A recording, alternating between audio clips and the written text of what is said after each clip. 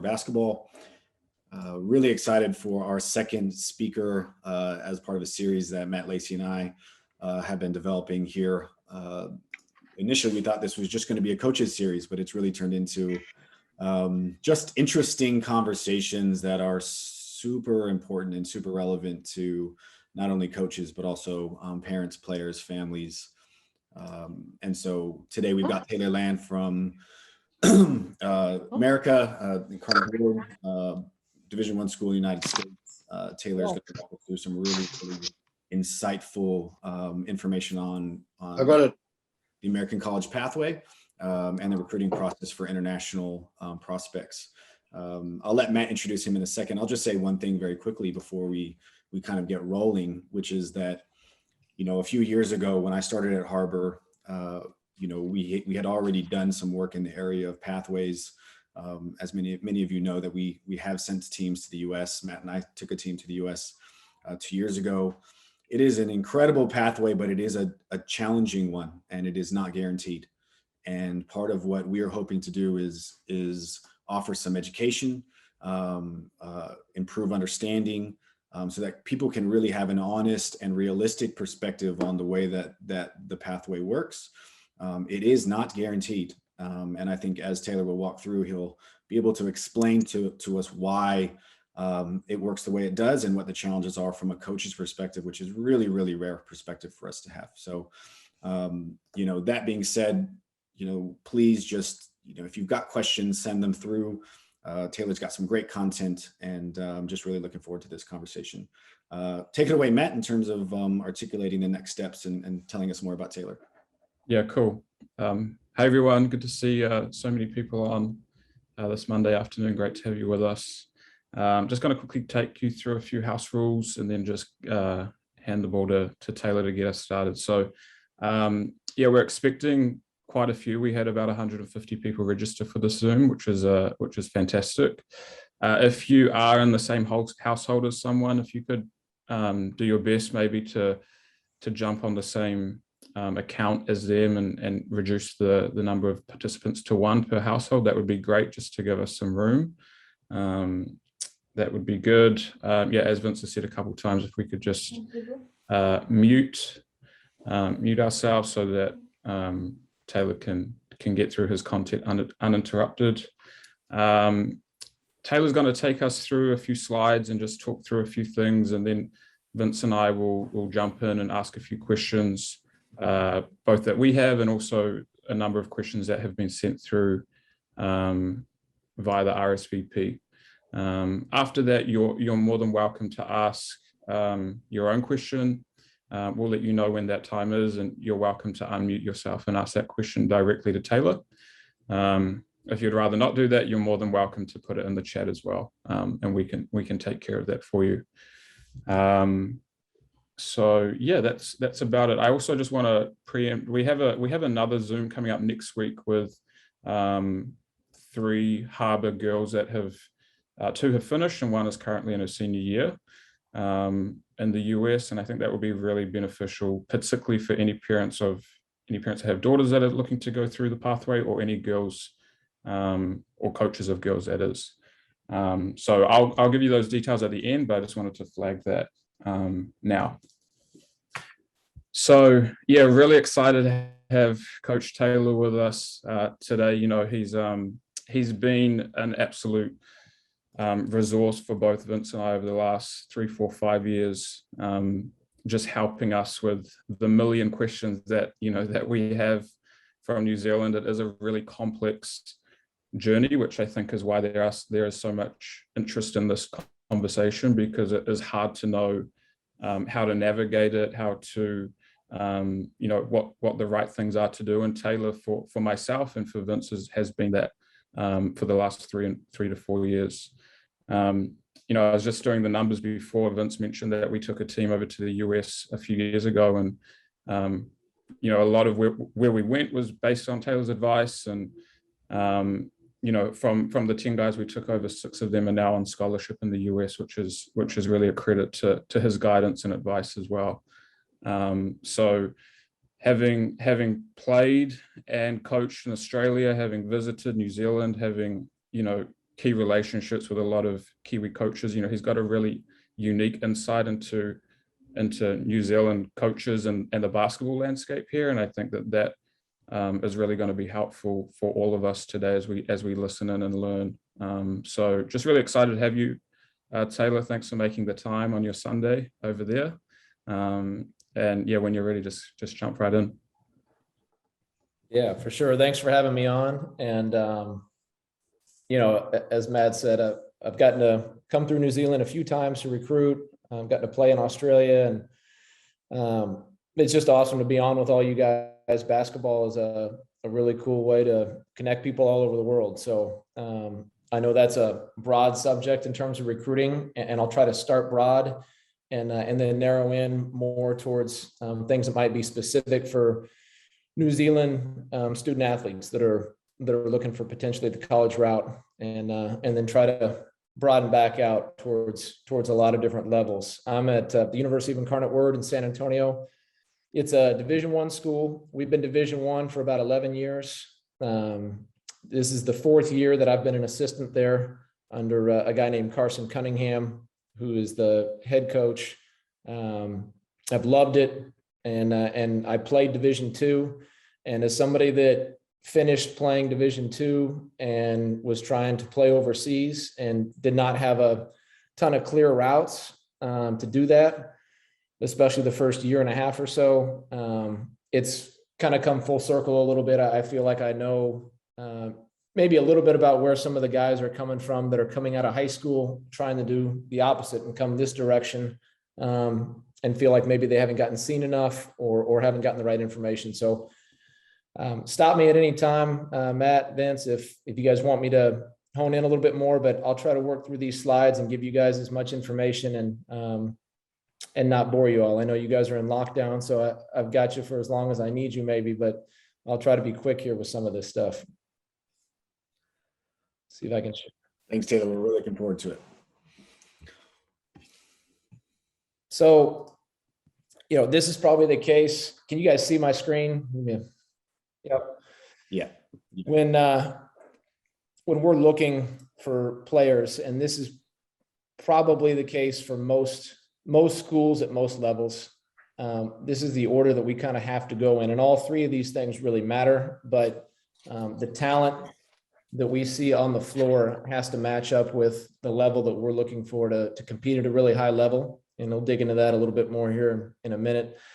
And then if that player, kind of passes the eye test for a slot that we're looking for, then you get to the character aspect and, what kind of kid is he? What kind of makeup does he have? How does he interact with guys on the floor, off the floor? And usually if you can check the box on number 1 and number 2 there, then the academics, you've got to be a qualifier, and it's important, but that character piece says a lot about where a kid is going to go in terms of high school grades to being able to handle, university course load. And so that's kind of the order that we look for guys.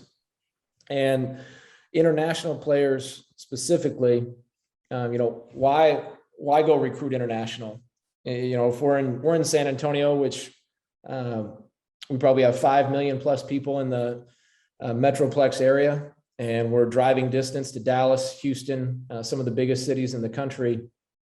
And, these are probably the 3 main reasons though to go a little further distance and find guys. One is scarcity. So in Texas, for instance, the top 150 players in every grade are found and kind of ranked out starting around their freshman, sophomore year of high school. So by the time a guy is a junior or senior, if he can play, pretty much everybody knows who he is, and he has multiple schools that are recruiting him. And so just by a matter of scarcity and size, also the bigger the kid, the more likely you're not going to be able to find a guy that nobody else has seen or is probably under recruited a little bit. So going overseas to find guys that have slipped through the cracks a little bit because of the distance is a motivator for us. And then 2, the pipeline familiarity. You recruit from where and where you trust the coach. And one of the main reasons I've been able to stay in touch with Vince and Matt, I mean, they have great personalities, don't get me wrong, but they do a phenomenal job coaching their guys, educating them into trying to find the right fit, whether that's in what they're doing after basketball or hoops in New Zealand or trying to play over here. And that's huge for communication whenever I'm trying to find a guy. And I got to figure out who can I call that I trust, that there's multiple players that I've already talked about. In the recruiting game, a lot of the conversations go back to comparing guys to try to figure out where they're at. So now that, I've recruited New Zealand for a couple of years, well, I've recruited New Zealand for about 5 years, but I've been there twice. I can call Vince or Matt and I can bring up, 6, 7 players that, maybe play that position that we've all seen. Whether it's guys that they've played against over here or it's New Zealand kids. And then I can start to kind of get a picture of, all right, this is where this guy might fit in. He's a little bit like Tane Murray. He's a better shooter than this guy. He's a little bit bigger than this guy. That stuff's huge in the recruiting game. And then 3, style of play. It just depends on what colleges are trying to do, but the international, European, New Zealand, Australian style of play, the way that some guys can share the ball, some of the skills that are developed over there are definitely attractive in terms of what we're trying to do. And I know a lot of schools that want to play in a similar way.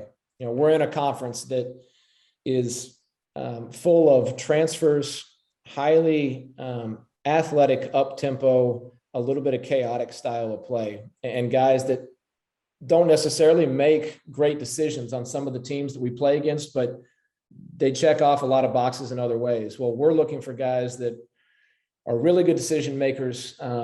They know what position they play. They know what their strengths and weaknesses are. So it just kind of depends on what you're looking for, but you start to find some pockets overseas that may answer that, whereas maybe somewhere in your backyard, it doesn't. Some of the challenges. Yeah. Taylor, I just jump in just to make sure that I can kind of interpret this for the folks online. So what you're saying is that you recruit international players when you're looking to find a player who fits a need, and that need locally is kind of already known. Everybody already knows about players who could fit that need in our community. We're going to go internationally because you can fill a need that we don't have locally, right? Number 2, you're saying that you're more likely to do that if you've got a pipeline or familiarity with a group overseas, and if that style of play fits. So is that sound right? In particular, you guys are saying that your style of play favors international style in terms of more decision-making, more spacing, more reading the game. Is that fair to say? Yes. Yeah. And, to kind of rehash it, the number 1, the scarcity is what kind of drives us to go overseas. And then guys play so different, even from club to club, but once you're driven over there to find players, then number 2 and 3 kind of line up just by finding coaches and communities that kind of fit what you're looking for. I've driven through the whole North Island, stopped in Wellington, Palmerston North, Auckland, but the style of play, like at Rosmini, the Harbour players that I've seen come over here and play, those guys really line up. And not that the other areas don't, but it's helped me hone in a lot kind of in your area of recruiting. And then if there's a guy from somewhere else in New Zealand, a lot of times I can call one of you and I can get a reference on, all right, what's this guy like? What's it like down there? What are the schools like? Have they been coached? That kind of thing. But yeah, the scarcity definitely drives you over there. And then you're trying to find the things that line up for 2 and 3. Yeah, that's great. Thank you. The challenges, all this stuff is related to distance, really, but the budget, the price that flights and stuff cost to get over there, the time spent to do all that, and like we're allowed to go watch a guy 7 times in 1 year per NCAA rules. Well, if there's a guy that we really like in San Antonio or Austin, we're going to use all 7 of those to go see him, and we'll have a great feel for who he is by the end of it. whereas I might only be able to get in front of a New Zealand player once. So that is a definite challenge in terms of, risk of the unknown. I might see a great practice, but now I really have to trust the coach and being like, all right, is this a one-time thing, or how consistently does he do X, Y, and Z? Experience, a lot of coaches, if you're sending emails over here and coaches get stuff and they actually go through the emails, a lot of times they're not going to know what they're looking at if they haven't been to that country. They're not going to know the level of play. They're just not going to have experience if they haven't recruited a guy in that country before. Some of the country variables are elsewhere, whether it's a language barrier or visa issues, academic stuff. Yeah, that's been a bonus for New Zealand and Australia. I really haven't run into any issues academically, like widespread from player to player a little bit, but the academic piece in New Zealand, it's almost always checked off, which has been great. And then, the relationships, if you don't know coaches over there, like I said, you don't know what you can base some of your analysis off of. That's going to be difficult. So a lot of guys just say, hey, we don't have the budget for it. We're not going to do it. We're just going to stay in state or in country. Kind of going back to the talent piece of it, everybody's going to be different, but this is kind of how we look at it. The skill, you have to be a level above where we're at. Now, if we were winning national championships every year, then maybe we're looking for guys to come in and be very similar to the players we have, but we're in a position where we're trying to have a winning season every year. And we went from 6 wins to 8 wins to this last year in a shortened season, a better winning percentage again, but we're nowhere near where we need to be to consistently compete for a conference championship. So when we're looking for guys, we're asking, are they better than the guys that are with us right now, or can they be better? And be so good they can't ignore you. I'll go back to that again later, but that is the mentality that kind of players need to have. It's your length, size, and speed. Those are things that we can't teach. So if a guy has those things, that's a huge bonus for us. And then winning plays.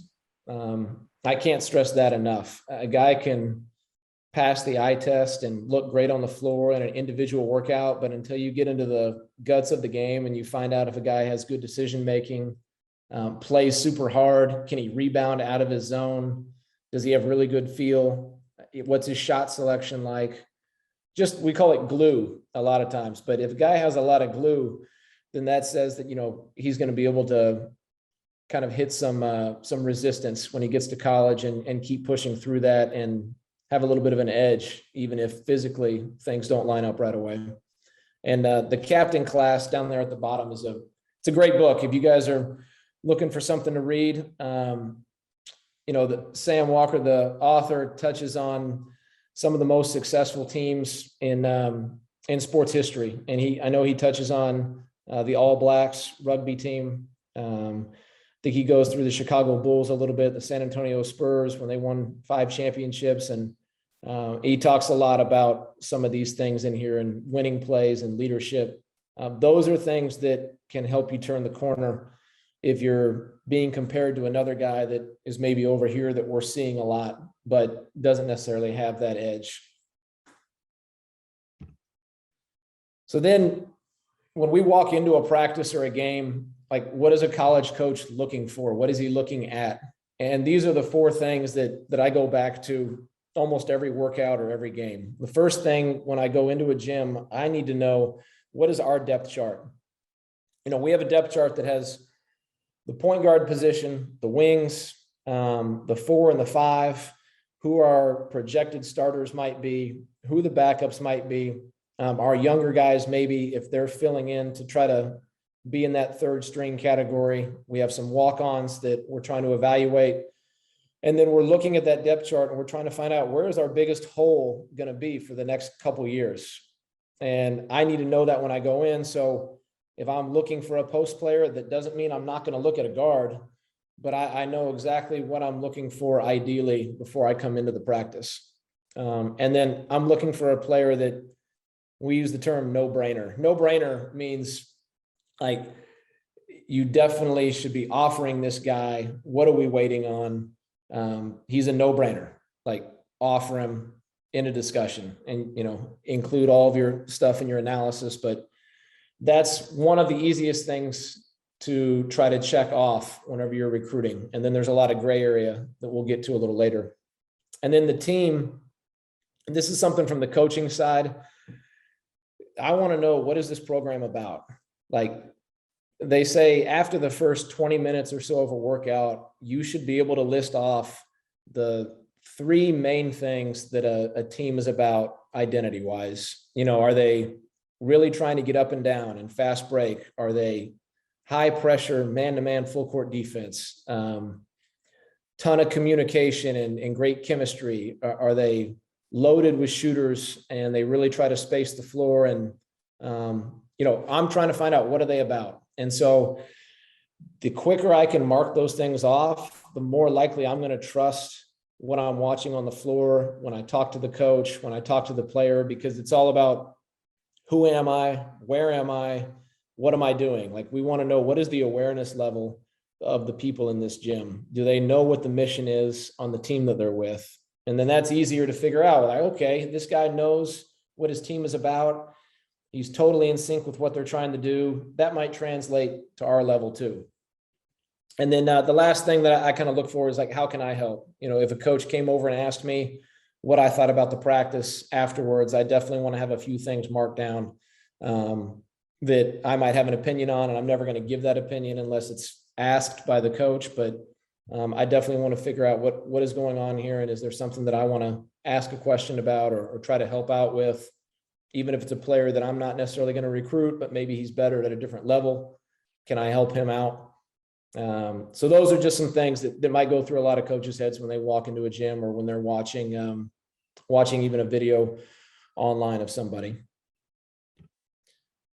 And then before going any further, I do really want to hit on this, because I think this is maybe one of the biggest misconceptions going on right now in our country and recruiting internationally is, and I was guilty of this as a player too, but everybody is very stuck on wanting to play Division I. And I think that is a great goal to have. That was one of my goals.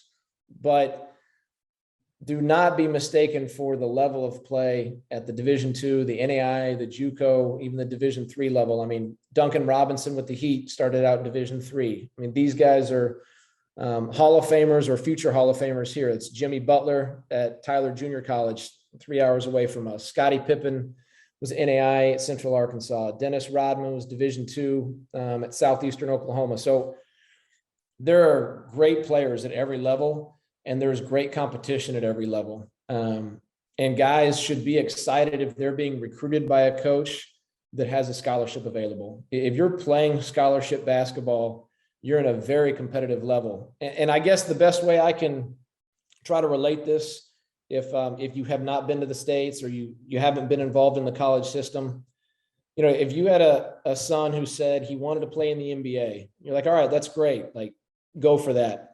And then when he's about 22, 23, he gets an offer to go play for the Breakers. Well, you're not going to be disappointed with that. I mean, that's a phenomenal level to get to.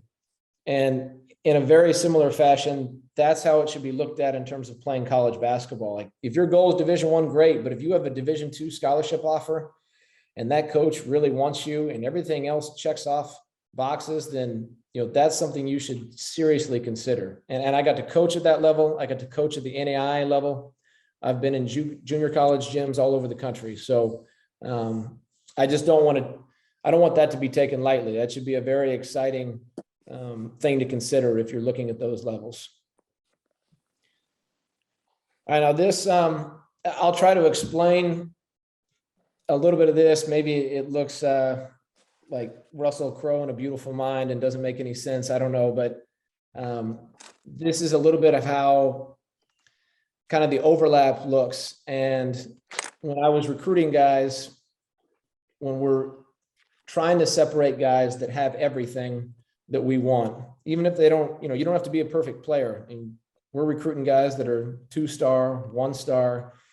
So there's certainly going to be holes in games, but when we're looking for winners, a lot of times we would mark guys off if we said, you know, he doesn't have a high motor, he's a little soft, he's stubborn. And so I'm trying to figure out, what does that mean? Like, why are we crossing him off? And these are some areas that we really look for. And we want guys that have probably at least 4 out of 5. And then we want to try to figure out if they can get the 5th one at some point during their career. You know, talent-wise, skill, length, size, whatever position you play, are there some things you can really do to hurt the other team? Are you a great shooter? Can you create and get into the lane? Grit is kind of the other area there. How resilient are you? Competitive, clutch plays. Glue, we talked about for a little bit. IQ is huge. You know, in IQ, it says well-coached. And under growth mindset down there in the bottom right, it says coachable. Those are 2 different things. You know, if I go into Rosmini, I know that they're going to be well-coached, but I'm also going to ask Matt, like, is this guy a little stubborn? How coachable is he? You know, do you have to really hone in on him, or is he just super low maintenance because he totally gets it? And then if there's something that doesn't check the box, I'm trying to figure out why is it. But those things we want to cross over in a lot of different ways. And ultimately we want guys that know how to win games and are physically capable of doing that on the floor. And ironically, that means they have to be able to do a lot of things off the floor and personality wise. So Taylor, sorry, do you mind just, you mentioned some of these things that can maybe be the reason why you wouldn't go ahead with someone. They're kind of in the middle there on that diagram. Do you mind just kind of talking those through? Yeah, sure. You know, if you see down here, like the ones to really look at are right around the outside of winner. So no feel or poor decisions. There might be a guy that's averaging 40 points a game because he's just the best player on his high school team and he's shooting a ton. And it might be enough that we just say, all right, he's too good. Don't worry about some of these other things. But if he's just shooting to shoot and he's not really understanding time and score, he's just out there playing without really thinking the game, then it makes me worry whenever that margin for error and that margin of athleticism starts to close the gap. Is he going to be able to overcome that by making great decisions? You know, or if a guy is stubborn, it's not fun to be around guys that don't want to be coached and that don't trust us. So if I'm going to do everything I can to be honest about what our program's about, what we're looking for, where we think you can fit, where we think you can compete for playing time, then I don't want to see a guy that is going to get here and not want to hear it or like shrug you off or have bad body language. I mean, that can kill a player's recruitment is bad body language. I listened to Baylor assistant coaches talk the other day on a Zoom. You know, they won the national championship last year and they chart body language every practice. And they say it should be 3-to-1 or 4-to-1 body language. Meaning if you hang your head after a play, there better be 3 or 4 other plays where you've high-fived guys, you flexed after a basket, you've cheered for your team. Like you have to be at least 3 to 4-to-1 in body language. Soft, you know, that gets used all the time and maybe it's too broad of a term, but like 50-50 balls, like is a guy going to be able to dive on the floor and get the ball and fight for something? Is a guy going to be able to get knocked down and get back up and keep playing? Does a guy know the difference between injured and hurt? And because we can't get into that in college. Like if a guy says, you know, hey, my ankle is still bothering me from 3 weeks ago, like that's the end of the discussion. You go to the trainer and you got to rehab until you're ready to come back. So we need guys that are going to do everything possible to get on the floor. And it really needs to bother a guy if he's not out there fighting with his teammates. So that's a little bit of the focus on that. And then, you know, like motor just goes back to a little bit of the same thing, but how hard can a guy play? How consistently hard can he play? And is that like also activity, just being active being active, being involved in the game, not passive. Yeah, and you look around and like 5 minutes into the game, you're like, this guy he's gotten a deflection. He's been involved in a jump ball. He sprinted back on defense and took a charge. He just finds ways to be involved in the play without crowding the play. He's in a lot of places at once. We need guys that are like that. So I hope that kind of clears things up a little bit. Yeah, that's really good. Yeah, that's good. I'm going to ask you some more questions on that, but I know these next slides are really important. So we'll. Yeah, sure. And let me know. We'll go back to this too if people got more questions. I'll read these out. I don't want you guys to have to read all this, but I thought this was important. These are basically the three best case scenarios when we go recruit. So if you look at example A, this is a guy that we saw a couple years ago. These are messages I send to our coaching staff, either like right after I've watched a guy or if I'm catching up with a coach about a player. This first one, this is a guy who played the 4 spot. I walked into the gym. He was talking. He had great body language, and he just started knocking down shots. 6'7", 7'1" wingspan, shooter, talks well, great kid, coach well. He hits shots. He's got the grades. What is he looking for? Is he looking for a major that we have at our program? And then kind of like, it's not a huge deal who else is recruiting you, but it does help gauge what a kid's timeline might be. Like Marist is another Division I school. They were in the gym that day also. And I was like, they're going to offer him too. Like, we better get on this guy. I don't think he's going to be around if we don't sign him in another month. It was about this time of the year, a couple of years ago. We were trying to sign a guy early.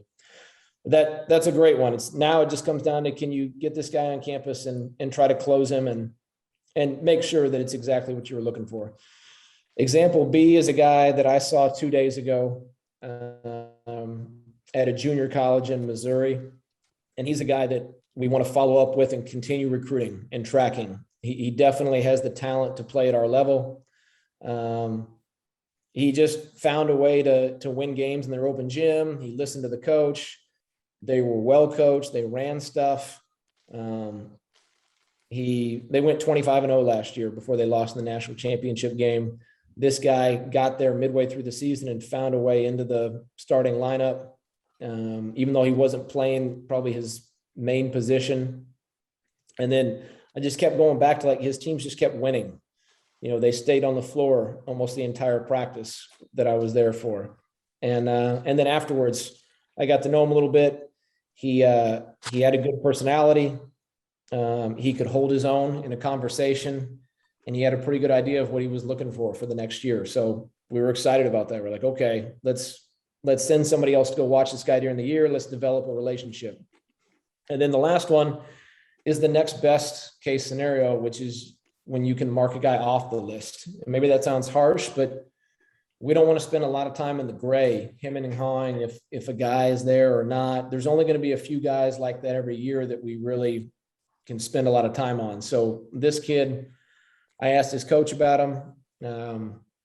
This might actually, I think this was an Aussie last year. And his coach just said, like, honestly, huge, 6'11", can shoot it, high ceiling, attitude kind of sucks. He's selfish. And that was the end of it for me. Like, we don't have time to figure all that stuff out. And especially when it's a guy that I might only get to go see once. Like, I can't, I'm not Nostradamus, and as good as I think my people skills might be sometimes, it's just going to be too hard for me to figure out, is that a situational problem or not? No, we'll move on. I love that he's 6'11", but we can't sacrifice character in our program. And I think that is something that you should look for in other programs too, because it means that, your son or your daughter is going to be around people that they're recruiting with those things in mind. So even if your kid is a great kid, yeah. Can you, I think that's an interesting one, because part of the questions I wanted to look at was, like, what are the immediate deal breakers, or the immediate, like, yeah, I'm not interested. And I'm part of that, I'm sure, will be a little bit of an athleticism piece. Like, hey, look, you're just not big or athletic enough for our level. or whatever that may be. I mean, if you guys do have that, but also, anything else, what are other sort of immediate, like, I've watched this kid even for a minute and I'm already like, no, sorry, like not our level. Yeah. Well, I'll start off by saying, if you do something so freakishly well, or you're off the charts in one category, then we might be able to like deal with some other things. Like if you're a bad decision maker, but you're 7'2" and you run the floor like a gazelle, well then, like, I'm not going to get that picky. Like we'll figure the other stuff out if you're a high character person. Or, if you're 5'6", but you shoot the crap out of it and you're a great leader, you get to the paint, like nobody takes the ball from you. You can get by guys, and we call it like beep beep, like road runner type speed. Well then, great, like we'll recruit that. We're not going to discriminate at the 1 and the 5. Like, doesn't matter how short you are. If you can do a bunch of other things, great. If you're at a certain height and skill level at the 5, then we'll give with a little bit of other things. But if you're not off the charts in something and you do a couple things really well, a couple things okay, then it's the character piece that is really something that we can just move on from. Selfishness, bad body language, like try to give a little bit with, but bad teammate, it would just move on really quick. If you have really slow feet and you only do like one thing well, like let's say you're a really good shooter, but you can't guard anybody, that's really tough to keep going down the line with. We might have 1 or 2 guys that are like that in the program where we go ahead and deal with it. But if there's a lot of holes in some of that stuff that we were talking about earlier with finding winners. One of the things that we've kind of come across, and I've certainly come across the last few years, is that, one of the main reasons why certain international players get over is size. That it is hard to find skilled height in particular, that tends to be one of the attractive things, which brings me to the question of, like, is it harder for guards to get scholarships in the US because there's so many good guards in America? Absolutely. Absolutely. And that whole Steve Nash effect that you were telling us about before. Yeah.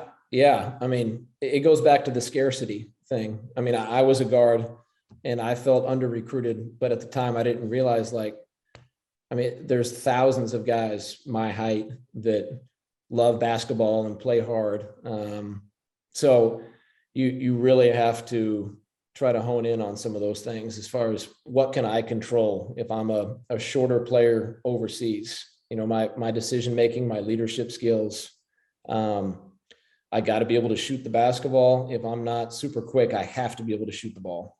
Now, if I'm super quick and I get to the paint, then I need to have great footwork and I need to really be able to pass. I mean, we'll look for a guy that might not be able to shoot it, but he's going to create for everybody else and not get the ball taken from him. But you can't turn it over either. I mean, there's just so much less wiggle room the shorter you are, and that's just kind of a fact of the game. So yeah, I don't want to sugarcoat it and say like it's definitely equal across the board. But like I said, there's a few things that I'll go into here in a little bit that I think can help too, but hopefully some of these things can help out. The last thing that I've got on these slides is you need to know what you're looking for in a school. And that helps in a lot of ways. We had a kid, before I get into this, we had a kid on campus today, a 6'10" shooter, stretch 4, and parents were great. They talked almost the entire visit. The kid hardly said anything. And so by the end of breakfast this morning, I asked him, I was like, so what are you looking for? Like, give me some things that you definitely know you want in a school. And he literally couldn't list anything. And I don't want to say that was a red flag, but there was definitely a yellow light where we're like, okay, we're going to have to go see this guy again. We really need to figure out, like, is he just really uninformed, or is there a big lack of awareness in what he wants? Because recruiting, it's so inexact that you're trying to figure out, okay, do we line up? Is this guy kind of ready to commit, or are we all the way over on a kid, but he has no intention of looking at a school like ours, and you're really trying to find this match and the timing has to line up. So the more you know what you're looking for, the more likely that stuff can happen, and you can be ready when there's a school that reaches out to you maybe, or that responds to you.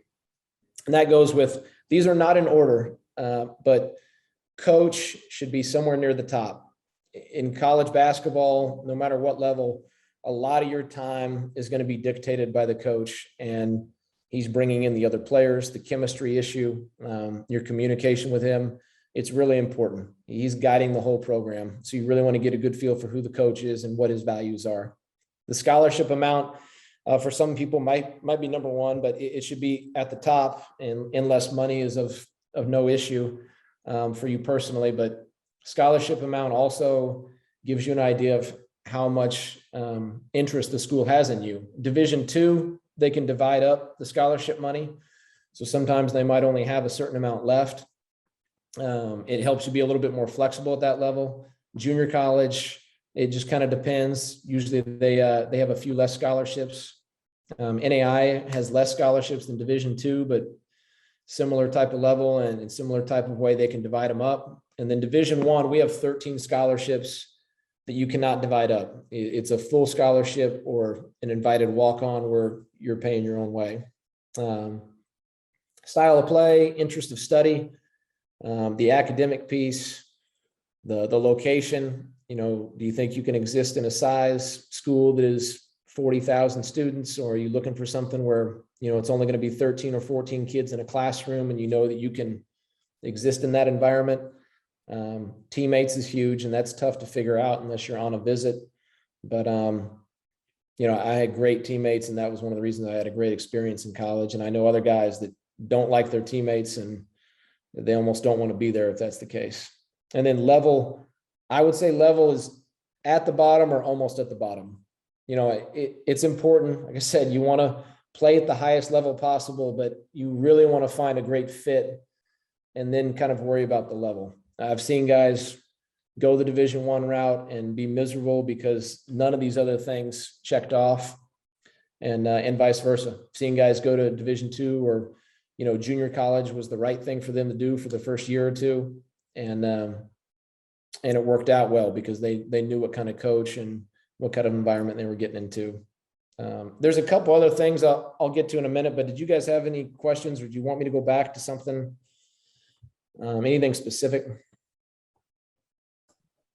I personally don't. Matt, do you want to maybe throw some questions in there from that you had already allocated? Yeah. Well, Taylor, why don't you kind of finish your piece, and then we'll get into the questions if you've got kind of something that's going to flow from this. Yeah, this might cover a couple of the questions you had, but so if you're looking at all this and you're like, okay, but how can I get seen if I can't get over there right now? If I can't get over there next summer? I'm emailing all these schools and I'm not getting anything back. Like, what do I do? And I got 3 things that I think can help. The first one is try to cut out all the yellow tape for the coaches. I mean, as hard as we think we work, we're creatures of comfort. So the easier it is for us to figure out the academic side, who you are, how you're connected to us, the better. And that means, like, in the email, in the subject line, address it to the coach that you're emailing. Like, if I see Coach Taylor Land attention on there, I'm more likely to click on that email than just another guy. We get hundreds of emails. I mean, I would say probably 20 or 30 emails a day at least from players. So unless something really piques my interest in the subject and in the email right when I look at it, I don't have time to go through every single email every day. I try to glance at all of them, and then I try to hit on 2 or 3 of them, at least for a little bit. But have your subject line down, address it to the coach, or if there's a player that is at that school and you know him well, connect it somehow. But you need some words to stick out right away in your subject line and in your introduction. Secondly, the email should be addressed from the player, like not the parent. It can be addressed from the coach. If a coach has 4 or 5 guys that he wants to highlight to you, that's great. And if it's coming from the coach, if he has an idea maybe of what level the kid could be playing, that helps to tag that next to him. I mean, you're not pigeonholing the kid saying he's only a Division II player, but if you're like, hey, I think this guy is in that high Division II, low Division I level, like put that there. And then if you turn out to be right, even if I didn't recruit him, I'm going to be like, okay, I can trust this coach with what level this kid is. And I'm going to go back to him. I used to get emails from a guy named Shane Howard all the time. And I don't know, I think Shane is in Kentucky, but somehow he had a New Zealand connection. And Shane rated every single player on his email. And I didn't agree necessarily with all of his rankings, but he was very consistent. And to me, he was always rating guys like just slightly above where they were. But because he was so consistent and he pumped these emails out with video links and everything else, when I got a Shane Howard email, I immediately looked at it and looked at the guy and looked at the level of play. And I had a pretty good idea if I should dig more on the guy. But if you're a player and you're emailing these coaches, hone into the subject line, have a video link ready. It doesn't hurt to have an NCAA eligibility number attached to your email. And I can put that in the chat, actually, if you need me to, or Matt, I don't know if you've got access to that, but at some point here, I'll try to attach it. All that means is that you're registering with the NCAA to become eligible. And that's a long process, but you can get your NCAA eligibility number pretty quickly. And that tells the coach that, like, okay, they know a little bit of the process. I'm not going to have to hold their hand for 8 months through this thing. That's getting transcripts, showing that you weren't paid to play. It covers everything, but you definitely need to get into the NCAA eligibility center, get registered. Like I said, it doesn't hurt to put that number on an email when you send it out, so coaches know that you're aware of the eligibility status. Taylor, while you're on this topic, can you just talk a little bit about how you, from a coaching and not just eligibility, but also admissions perspective, like think about academics? So like, let's say you've got a player, you're keen, you want to offer, now you need to make sure that they're eligible and that they can get into the school. Can you talk about, how does SAT and GPA fit through your lens, and what helps that process from the people abroad, right? So like what helps you most in that process, and what challenges that process? Yeah, I know they're taking away the SAT requirement at a lot of schools, and it might eventually just go away altogether, but I think it still really helps a lot because it's a test that is taken by everybody in the world. So I might not know the GPA ins and outs in a specific country, but if a kid tells me what his SAT score is, I know exactly what level that might put him at. So knowing what the SAT score is good. Having your transcripts ready to send. Again, I might not know exactly what I'm looking at, but I'm going to send it to our admissions people right away. The 2 things you have to do an official visit for Division I is an NCAA eligibility number showing that you're registered, and transcripts. If we have your transcript sent to our compliance director and your number, then we're usually good to go, and we're already kind of down the pike a little bit. Now there's all kinds of other stuff that we could go down the rabbit hole on core course requirement and that kind of thing, but it is important to look and make sure that you got your math, your science, your social studies, history, your credits moving. If there's a ton of electives in the transcript, then I might start to wonder, like, all right, are there some classes he might be missing? But just one thing there that I'll jump in on for the parents. Obviously, you can contact your school, but the transcript that you'll send, the main transcript you'll send is just your NZQA record of achievement, which is in your son or daughter's NZQA login. So you can just grab that at any time. you'll often just send the year 11 and 12 transcript, say January of your year 13 year for the school they can get started on that even before you finish school. So yeah, you can obviously go through your school to find that, but they'll probably point you in the direction of the NZQA login anyway. That's great. Thanks, Matt. I don't know if you guys can open this, but I'm going to try to send it to the chat.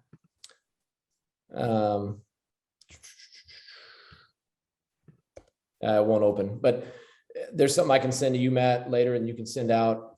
There's something that we send to our guys every year based on GPA, and there's a direct correlation between your college GPA and your future earnings. And it just means, I don't know exactly why it's correlated, but it is correlated that the better your GPA is, the more likely you are to have higher earnings throughout your career after college. And we try to stress that to our guys because a lot of times they might be thinking like, look, I just need to pass these classes. But we want them thinking actively about, why am I taking these classes? Why is this important? And so when we look at GPA of recruits, and we'll take guys that can qualify. They don't have to have perfect GPAs, but we want to stress how important the education piece is. Otherwise, like, go and play pro ball and do your thing with basketball. There's a ton of different avenues to trying to play basketball for a career, but the education piece is really important. And we want guys that are coming over here to get a degree. And I would say that is one other thing that we might scratch a guy or just move on from. If we get the feeling that a guy just wants to come here for the 1 year experience, like, we're a 4-year university, like, go to junior college if you want to do that. But we want guys that are like, hey, I need to get my degree. Like, that part is important to me because of X, Y, Z. That's been stressed by my parents or my coach or whatever, but we want you here for the full experience. I mean, it's an incredible environment to be on a college campus and be learning in the classroom, in the locker room, on the floor. But we want guys that understand what they're getting into when it comes to that piece. On that one, Taylor, we have a lot of kids in New Zealand and definitely in our region going junior college first. And I know that we have some folks who've been asking about who have kids even in junior college now, who want to end up at a 4-year school. You've already hit on the issue of, I'm not sure, I want the college experience, to decide if I want it, so some go junior college for that reason. Can you talk about how 4-year universities look at junior college players and the journey from junior college to the US? Like, when does it make sense to do it? When does, and how do you determine if a junior college player is right for your school? Yeah. Junior college is a great option. Now, saying that, there's a huge range of environments in junior colleges. Like, there's some junior colleges where it's a little cuckoo, and I am not gonna spend a ton of time to figure out what is going on at this place because I haven't gotten a great feel for the coach or whatever. There's other junior colleges that are run like a high major Division I program, the way that the coach runs it, the expectation of the players. So I would just say that if you're looking at junior college, you really want to hone in on what type of program it is. Do you know anybody that's been there before? What is the coach about? How long has he been there? But junior college is a great option if you don't have a great feel for the couple schools that have recruited you, or maybe that's the only option. We recruit junior college throughout the year. We have not recruited a ton of junior college guys historically. We've got one on our team right now, and but I know other schools in our conference recruit junior college like primarily. Like, they might have 9 of their 13 players are junior college guys. And I will say this, like, for right or wrong, international players in junior college are looked at differently, and a lot of times in a better light.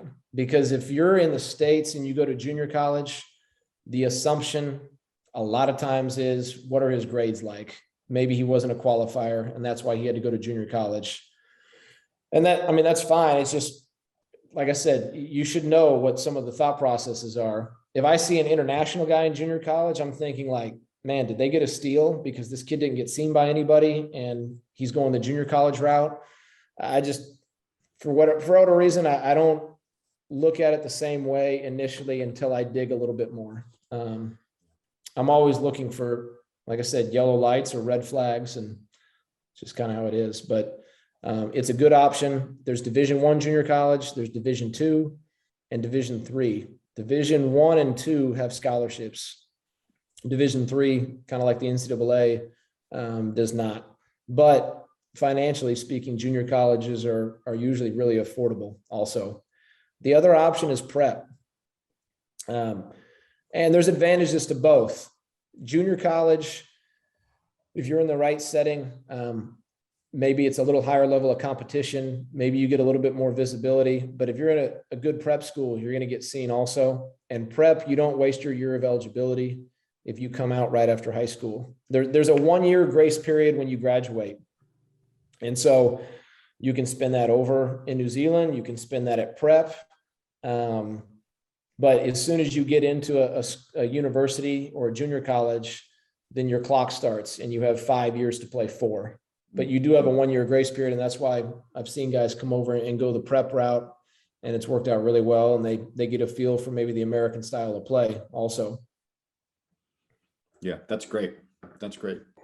Cool. I might ask a few quick questions before we look to wrap up. While we're on junior college, I've got some college recruitment service questions, just kind of some general questions around starting the process. But just while we're on junior college, if there's a player at junior college right now, what would be the best way they go about trying to transfer out of their junior college, whether it's after the first or second year, other than playing well?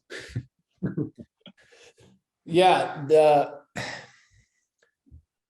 I would say, other than playing well, you definitely are going to have to rely on your coaches.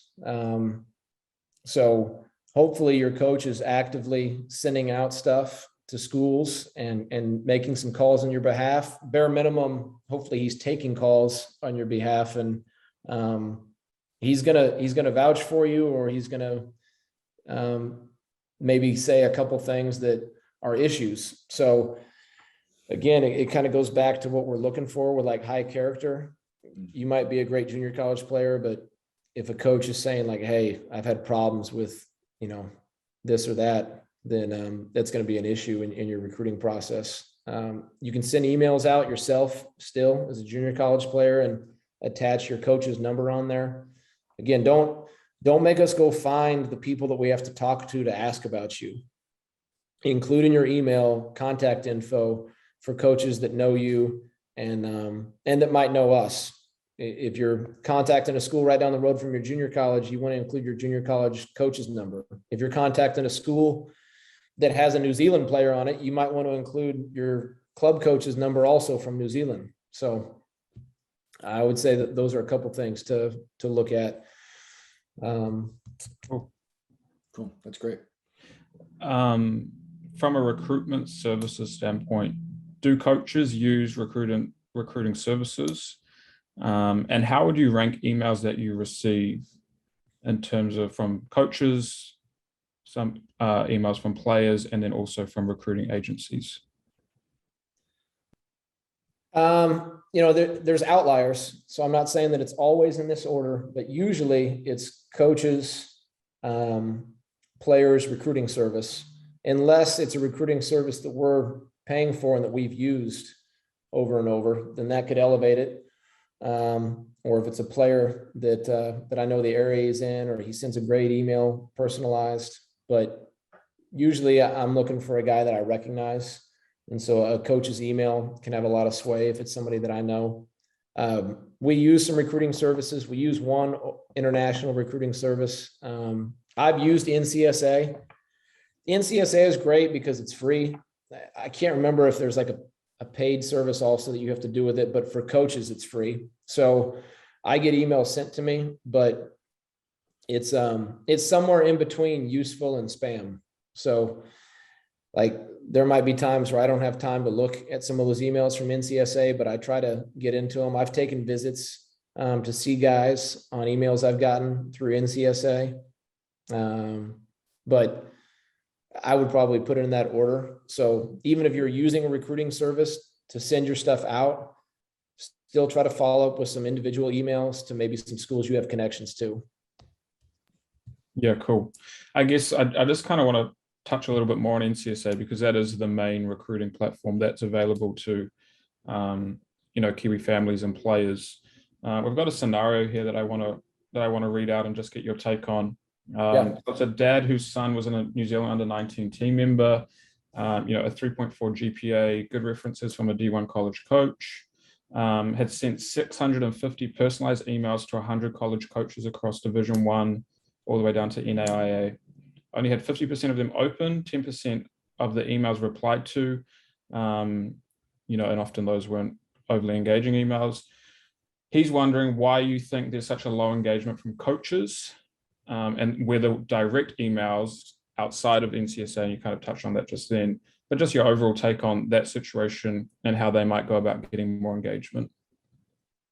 Yeah, I think, like I said, I'm not surprised there's a lot of schools that don't look at those. There's so many emails that are sent out that I would say, make sure that all you can do is make sure that the page looks right. You have all the information set for NCSA.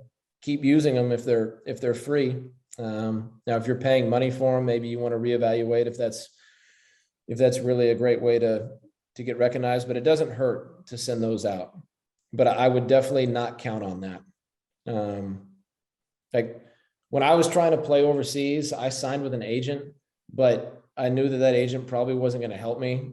I wasn't like the cream of the crop, getting phone calls all the time on different opportunities. So I had to look at 3 or 4 different things to do on top of like signing with this guy and maybe like develop my own relationship with a club, to get signed. And I would say coming the other way, you have to look at it with the same mentality of, all right, I'm going to use NCSA service.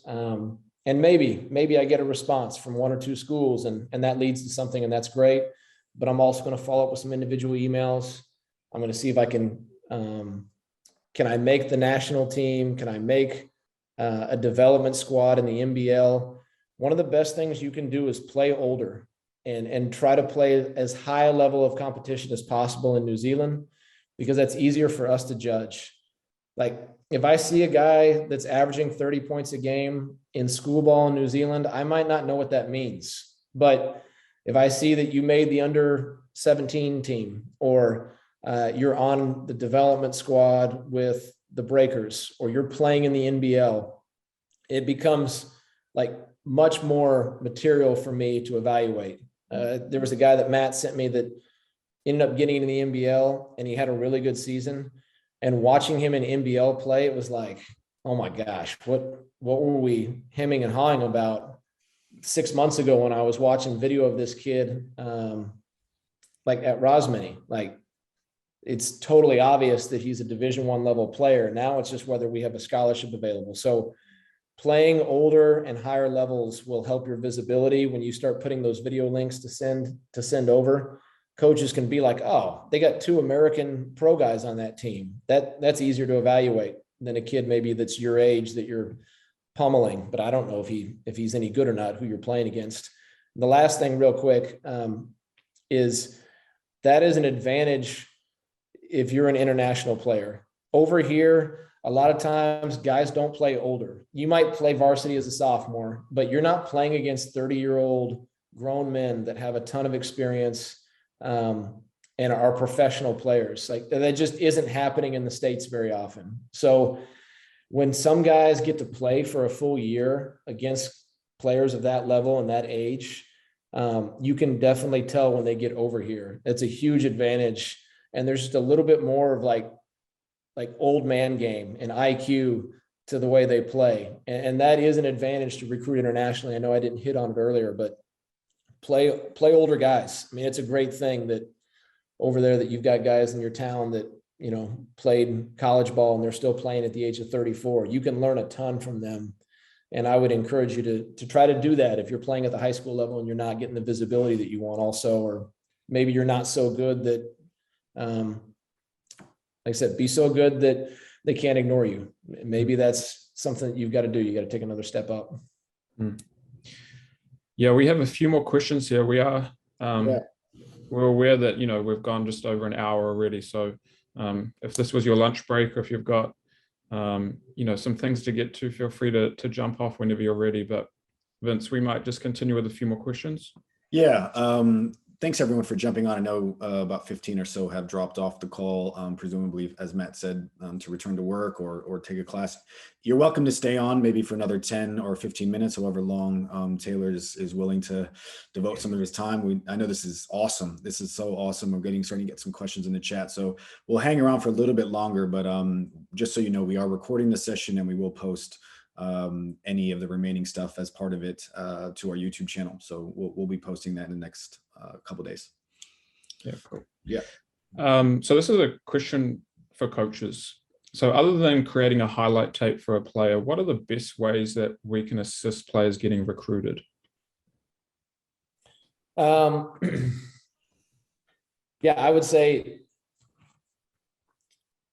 developing relationships in any way that you can with college coaches is huge, whether that's when they come over to watch your guys play, trying to keep in contact with them, whether it's bringing teams over here or however you can do it, but developing those relationships so that a coach can trust you when you say, hey, I've got a guy that you need to see is huge.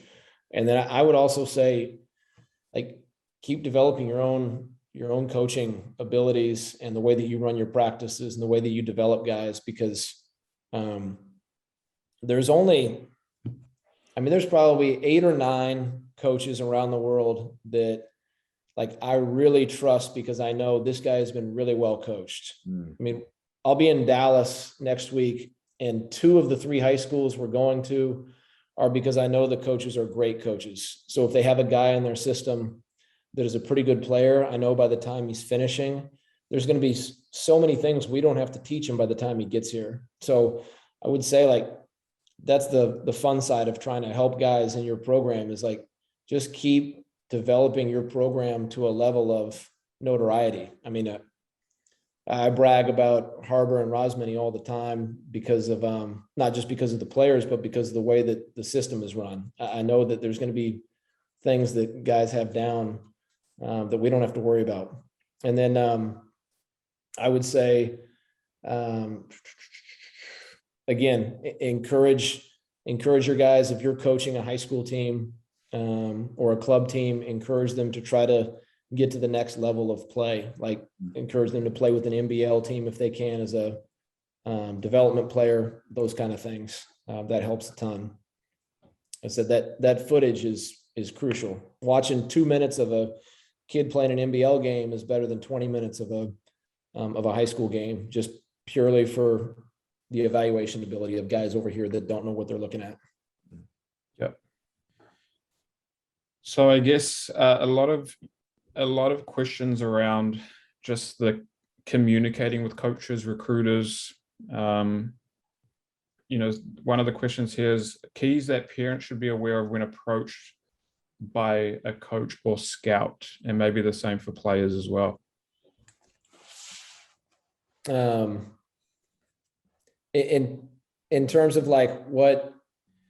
Yeah, I guess maybe just your advice to parents and players. Often, if they haven't been through the process or never had, any experience in the situation, if they get approached by a coach or scout who might be interested in their son or daughter, or maybe on the flip side, they get a response from a coach that they've reached out to, kind of, what do you do from there? Yeah.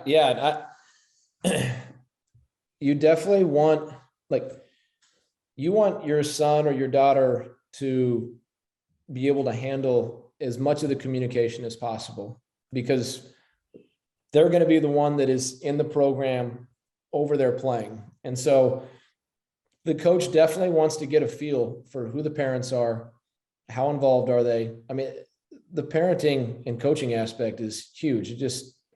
It tells you a little bit about the makeup of the kid and what some of their experiences have been off the floor. So I don't want to underscore that at all. But the more that the son or daughter can communicate also tells me about the parenting and the coaching, and that this kid knows a little bit of what they're looking for. They're not afraid to ask questions. I would go back to, I think I still have it up here on the screen share, like ask some questions about scholarship availability, style of play. If you know that you're interested in studying business, like, do you have a business major? Coaches are going to ask you what you might be interested in studying, and you don't have to know for sure, but it helps to be like, I think I want to coach after I'm done playing, or I want to get into business, or I want to do something internationally. Like, have an idea of what you might want to do once your career is over. Ask questions about the location of the school, how far it is from an airport, what the size is. Have a list of 5 or 6 questions that are important to you, and it'll show the coach that you were prepared in terms of what you're looking for, and that you're not just totally caught off guard. And maybe this is just going to be a rabbit hole that they're not going to want to go down, because it's just going to be too much work. It's great when we know the other side of it. I'm kind of interested in that. Like, I know we have quite a few coaches who are also interested in this conversation from a player development perspective. And I think this is kind of less a recruiting specific question and more of a kind of, how do I help my players develop to have future opportunities? And you might even be, I know we have some coaches who are coaching, for example, under 15s, under 17s. Can you just maybe give some advice to those coaches around what they can do particularly at a young age, or as players are moving through the kind of junior ranks to senior level of high school and older? What's best practice for coaches to help kids get future opportunities? Yeah, definitely. There's 2 things. One, the younger the age, the more you want to develop all their skills. Like, too often you see a 14-year-old or a 15-year-old team where they already have a guy pigeonholed as a post player or a guard, and some of those guys or girls haven't grown. And so, your 6'2" post player at the age of 13 ends up having to play guard by the time he's 18, and he's totally unequipped to do that. So the younger you are, or the younger the age group is that you're coaching, really hone in on their fundamentals, their footwork, shooting, skill. Encourage them to play as many positions as possible that you can make work. I know you still want to win games, but I was the development officer in Rockingham in Western Australia for a couple of years. And I used to tell the coaches of the younger teams, like, I don't care if you win a championship. Like, I do not care. I care about how many of these players that love playing basketball for you, I care how many of them are capable of playing for the state team in 8 years. So I want you to encourage for them to be extremely competitive, and we want to win, but like, that is not the bottom line at the younger age groups. And then the closer you get to graduation, if you're coaching 16, 17, 18, at some point they need to be aware of what their role is. So that skill development, everything, it needs to start to hone in a little bit. And we want people that are aware of where they're at on the floor. And this is great advice from Steve Green. Is a junior college coach at South Plains in West Texas. And he's been a great coach for years. He's had international kids, guys from everywhere. Guys go play in the NBA. And he said, show them your strength and make them pay for your weakness. So that means, like, if you're in junior college, show a coach what your strength is and make him pay to find out what your weakness is. Like, if I see a guy that shoots the lights out of it for playing for Steve Green, and he hits 5 threes and doesn't turn the ball over, he might not have gotten into the paint once. But like, I didn't notice that, because I noticed how efficient he was. And your players have to become more efficient and really capitalize on what they're strong at the older they get. And it's great to keep working on those weaknesses, like in the gym, in practice. But when the game rolls around on an under 17 or an under 19 national team, like, you better know what your role is, because it's gonna crush you if a coach is on the fence on whether to offer you a scholarship or not. Those little things start to play out. So then it's like, it's general, right? At the younger ages, it's more positionless, it's less specific. And as you grow older, you start to specialize in maybe a small number of roles. Do players need to have one role, or can they potentially have multiple roles that they I mean, it depends. It depends who the player is. Versatility is huge. Yeah. Don't get me wrong. I don't want guys to just say, this is all I am. I mean, you can guard multiple positions and you can play multiple positions. That's huge. But if you can't, then know that. And if you're on defense and, 3 or 4 of the guys are switchable on ball screens, but you're 5'8" and you know that the 7-footer is going to set a ball screen on you and he's going to try to bury you in the paint, then don't get buried. Like, get through the screen, stay with your guy, stay out of the trees. Like, know where you're good at on the floor and try to spend as much time there as possible within the concept of the team. Yeah. And shot selection, I mean, coaches, you don't have to go Bobby Knight, or I don't know who else to compare it to that might have heard of, but you don't have to go crazy on kids for bad shots. The term we always use is like, hey, you can get a better one. Now, if we have a guy that hasn't shot a 3 all year and he shoots a 3 in the first 5 seconds of the shot clock, then we might be like, whoa. But the best, I don't want to ramble, but the best way I've seen it done recently is we have a 6'9" big guy who can't shoot past 15 feet, transferred in. He's great around the rim. He's got great size. He's got pretty good touch. And there was a couple practices where he started playing like LaMarcus Aldridge, and he started taking 15, 16 footers. We watched film the next day. We hit pause. Our head coach said, like, look, there's Shaquille O'Neal and there's LaMarcus Aldridge, and explain exactly what Shaq does around the rim and beasting people and exactly what LaMarcus Aldridge does. And he goes, now, you're Shaq. And the player was like, yeah, that's what I have to decide. And the coach, our head coach, was like, no. The decision's been made. Like, this is who you are. And Shaq won NBA championships, and this is how we need you to play. But, I think you can get guys to buy into what their role is without necessarily just, cracking the whip on them. Yeah, cool. That's really great. Matt, I know there's some other questions in the chat as well. I'm not sure how many more you want to throw out there. Yeah, I might take 2 more, and then Vince, maybe you can finish up with chat questions. Yeah, sure. So I just know that there's a lot of parents and players that just, it's a very overwhelming process, particularly as an international, where we just don't know a lot of the process, even just the transcript and the SAT, that's enlightening for a lot of people. I guess, you mentioned the email, the personalized email in the subject line. I think that's, a great tip and something that parents can take away and players can take away. But I guess just your main pieces of advice, if someone's about to embark on this journey, where do they start? What would be the first few things that you would recommend they do in terms of how they navigate this process? Well, I mean, like, being on a session like this, I think is great. I mean, you want to go to where you have some resources. So if you know somebody that's gone through this process before, if you know some parents who have a son or daughter playing over here, ask what their experience has been with it. Ask if they have advice. But try to find as many resources as you can that have gone down this route a little bit. Talking to you guys is huge with it. So I would start by asking a lot of those questions, or, what you're doing by being here already is great. Secondly, I would start to try to get with somebody to help get your email together, and also try to figure out, the visibility aspect of it. What kind of video do I have? What level can we try to get them to play in front of some good competition? And then I would try to have that stuff ready to go. And then I would probably start getting the NCAA eligibility piece of it going.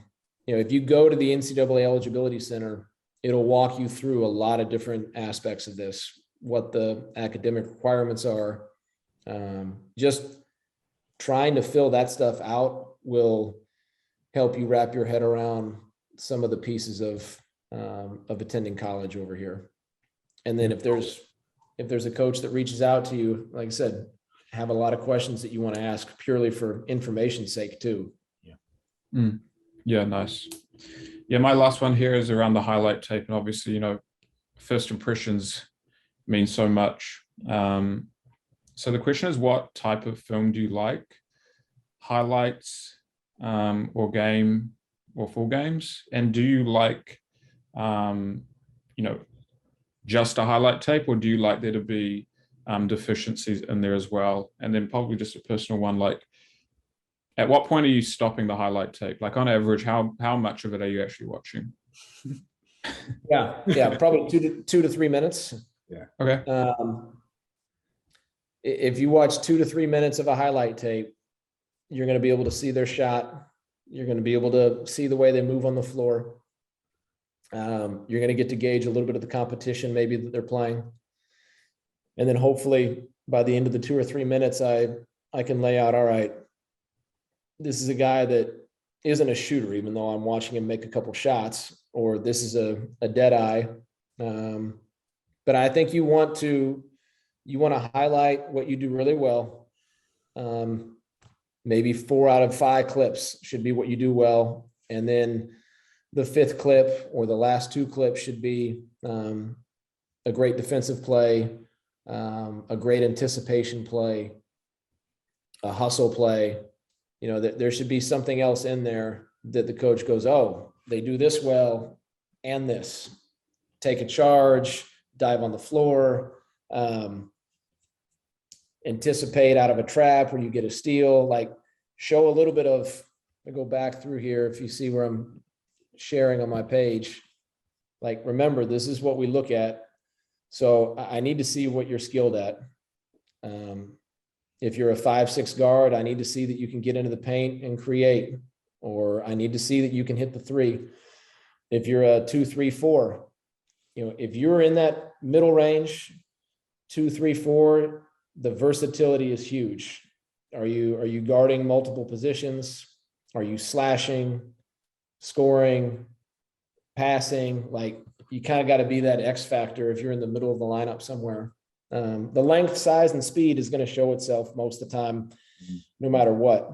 And then, like I said, that winning play area, if you're a great decision maker, then I want to see a couple assists where you make a pass and you have a look off, or you make the second read out of a ball screen. If there's a clutch play you make at the end of the game and I can see the scoreboard on there and it was a 2-point game, I'll tell you what not to show on your highlights. I think that's important too. Very important, Taylor. Very important. Don't show a game where there's it's a 60-point deficit or winning game. Like, if I see that you're up 60, unless it's some, high level play, I'm just gonna be like, oh, the competition sucks. Like, who cares on that play? Or whatever, they're getting drubbed, but this guy's getting buckets. Well, okay, but don't show games that are just complete blowouts unless there's a really good play in there, and that's fine. It's good to show that, but don't show that. And I'm trying to think what else I've seen in highlights that are immediately you're able to scratch something off. Yeah. Like I said, as long as there's plays where it's good decisions being made and high level skill in one way or another, those are good things to see. I would just probably add a comment into that, because Josh has thrown a question in here around what we send. And Taylor, I know you get lots of stuff from coaches, and Matt and I know there are other coaches who send stuff out. Personally, I think one of the things that I think is really important with the highlight tape in particular is an understanding that we're trying to create an impression of a player who translates, whose ability translates. And so it's important to get video that can quickly articulate athleticism, skill set, motor, intelligence, and definitely some glue type stuff. So like trying to kind of capture that whole matrix you created in a short window and trying to do it from the highest quality footage that we have. And I think this is really important. not lead you down a path where when I watch the game, I'm surprised now by what I'm seeing. So we don't want to watch a game where the player's not doing anything that was in the highlight clip. It was only you only picked the 5 good plays from the game, but there isn't more to learn about the player. And I think the highlight needs to do justice to what the game will actually articulate. For sure. You want to have multiple full games to send, the highlight package, and then a kind of a narrative around the player from a coach's perspective of here's why we think they're a good fit. Yeah. It's always safe to go back, like be as honest as possible. Like show me the bread and butter, show me what you do well. Yeah. Then show me a couple other things that are nice to complement it with. And then have a full game ready, because once we see something and we're hooked a little bit, it's like, all right, now send me a game that I can evaluate. And like I said, the higher the competition level in the game, you want to pick a game where you do well. Don't pick a game where you have like a couple turnovers in the first minute or two, because I'll have to send that to the head coach and he's gonna be like, they sent us this one. But doing well might not always be scoring, particularly if you're a player who is a defensive oriented player, who's a good athlete, who might not be super skilled at this point, especially if you're all big. But having a game where you're doing a little bit of everything, in particular, you're definitely playing defense. And I think one of the things that ends up happening in New Zealand is everyone's like, I'm going to show you my best scoring game, which is great, like shows us some stuff, but we need to see you doing other things. Is that right? Like, I mean, isn't that in part? Yeah. And it, like, let's say you're a really good scorer and you're not that good of an on-ball defender. You don't have to show a lot of on-ball defense, but like, show me something off the ball. Like, show me where you're coming over to block a shot away from the play, or, you're in the right spot to get a deflection or whatever. But like, show me something that you do well on defense, just so I'm not going in blind whenever I follow up. Yeah, cool. Look, I think we're almost out of time. Maybe just go one more question, and then we can let you go, Taylor. I think Cairo's actually thrown a really nice question into the chat, about Kiwi players and what makes them particularly attractive, or are there clear weaknesses that you've seen from Kiwi players that prevent them from being recruited? Can you talk about Kiwis and what makes them attractive, or in some cases unattractive as prospects? Yeah, I think that's a really good question. I think maybe it was with Matt. I've had a conversation on like the tradition in New Zealand from a cultural standpoint and from an athletic standpoint. Like the team, like battle mentality that Kiwis have is huge. I mean, I think that is something that you really have to dig into. And maybe that takes a little while of watching New Zealand hoops, but I think more often than not, it shows itself in a kid, in just how good of a teammate he is, how hard he fights. I mean, those are guys that like you want to go to battle with. And I know there's always these comparisons to a war when like very few of us have served or anything like that, but you do get into like this college basketball level where like the margin for error is so small. Like you have to trust guys on the floor, and you have to trust that they're going to give you everything possible. And like I said, I love watching New Zealand hoops because I feel like guys play like that for their school or their club or at the international level. I don't get that in a lot of countries that I've seen. A lot of countries you see more selfishness, just a little more distance maybe between teammates. A noticeable weakness, I would say, like the athleticism doesn't just jump off the page all the time if I'm watching New Zealand basketball. So that's why those winning plays mean even more. Internationally in general, recruiting guards, there has to be kind of like a Steve Nash effect. Like this guy might not be the quickest on the floor, but he gets to spots because he changes speeds really well. I think you can neutralize athleticism with your footwork and the way you change pace. So for guards, I would say like really hone into being as efficient as you possibly can. That's again, I know sometimes there's guys that are freak athletes everywhere, but that's probably one of them. If there was another one,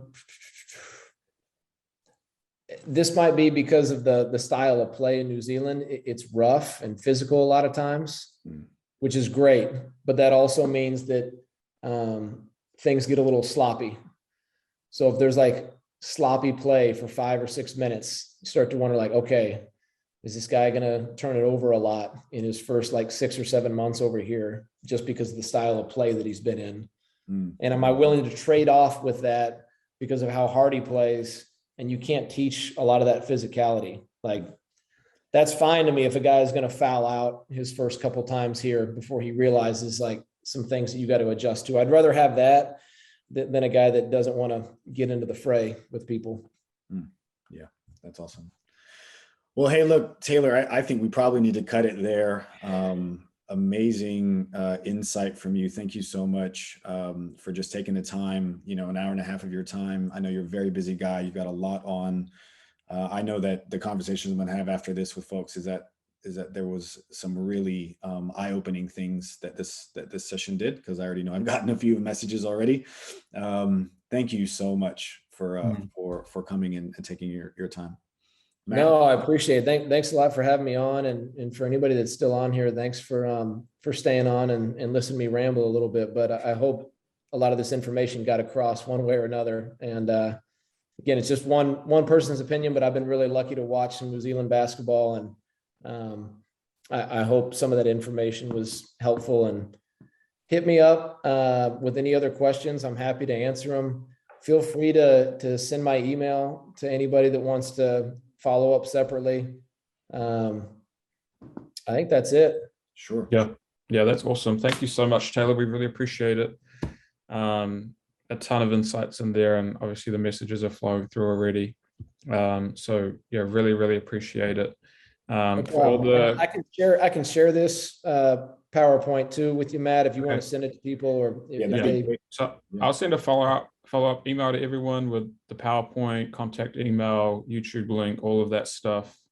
So you can reach out to Taylor if you want to make contact, ask questions, and then just, I can see people are starting to log off already. Just that reminder, next Tuesday, 5th of October, we're going to be having a girls' college basketball panel with some current and former athletes. So we've got Tara Reid, Ella Fortu, and Georgia Parrott-Hunt jumping on. And I think that will be a really insightful conversation from a player's perspective for any girls, parents, but even, I'd encourage, boys to jump on and just, D1, D2, JUCO experience. It's all relevant. So I'll include in the email that I send out with all of Taylor's information on next week. But yeah, that's going to be a good one too. Yeah, I would just add as well that I know later in the year, towards the end of last year, we ran some educational workshops for parents and for players who just want to understand the different levels and what they all mean. And I know Taylor started to get into some of the differences across levels, but one of the particular things that we do in those sessions is talk through the academics, the academic requirements, obviously differences in level. And now we have this great insight from Taylor that we can add into that around, player ability and talent evaluations and things of that nature. So we'll be doing more of those, and we'll let you know when those come out. But other than that, I think we're good. Yeah. Awesome. Awesome. Thanks, everyone. Thanks, everyone. All right, fellas. Thanks, guys.